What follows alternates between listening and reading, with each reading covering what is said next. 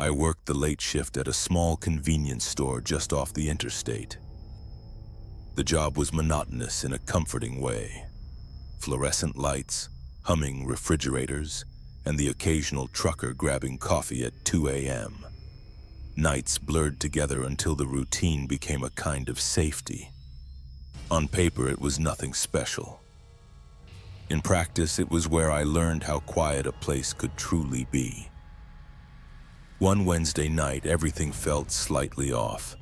The clock blinked as it always did, but tonight the air seemed thicker, like someone had left a window open on a still night. I was tired, the kind of tired that makes you stare at your own reflection in the glass door and try to remember what day it is. The store was empty. The highway beyond the parking lot was a ribbon of black. It should have felt normal. Instead, it felt like the calm before something. The bell over the door chimed and I turned automatically, expecting a regular customer. A man walked in, not a trucker, not a familiar face. He wore a long coat, too heavy for the mild night, and a baseball cap pulled low over his eyes. His hands trembled as he placed a single bottle of water on the counter. It was a small, useless detail, but it lodged in my brain like a splinter. The store seemed to contract around him. The hum of the refrigerators faded into the background. "Keep the change," he rasped. His voice was dry, like gravel. I looked for money and found none. Instead, he slid something across the counter. At first, I thought it was a receipt. When I picked it up, my skin went cold. It was a black and white photograph, faded and creased. A family of 4 stood stiffly in front of a house with white siding and a picket fence. Their faces were blurred in a way that didn't make sense, as if someone had smeared them out on purpose. On the back, written in a shaky hand, were 2 words, "Find me." I spun around to ask him what he meant. The man was gone. The bell hadn't chimed. There were no footsteps in the gravel outside. The parking lot stretched under harsh lights, empty, silent. I remember standing there with that photograph in my hand, feeling the world tilt. My heart hammered, and for a second I convinced myself I was hallucinating from exhaustion. I shoved the photo into my pocket and finished the night on autopilot. At dawn, I took the security tape before the manager could get to it. I needed to know I wasn't losing my mind. I fed the tape into the player and watched, hoping for a rational explanation. A prank, a regular slipping out the back, anything. Instead, the footage was worse than any explanation I could imagine. On the screen, it was just me. The door opened and a bottle slid across the counter by itself. My hands reached out to accept invisible coins. I smiled at nothing. Then, as if from nowhere, I lifted the photograph into view.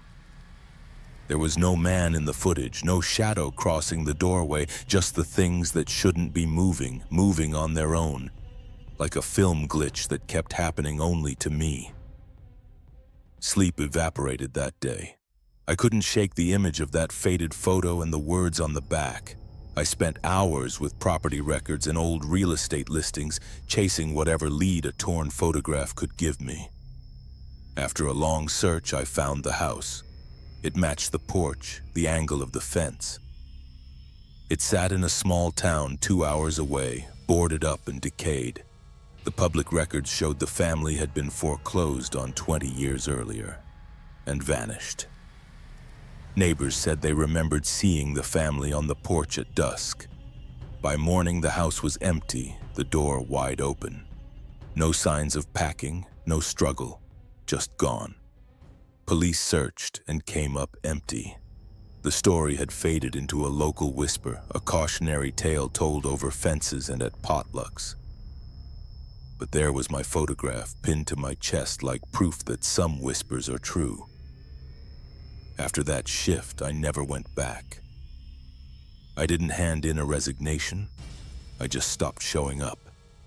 Every time I closed my eyes, I saw the man's trembling hands, heard the rasp of his voice.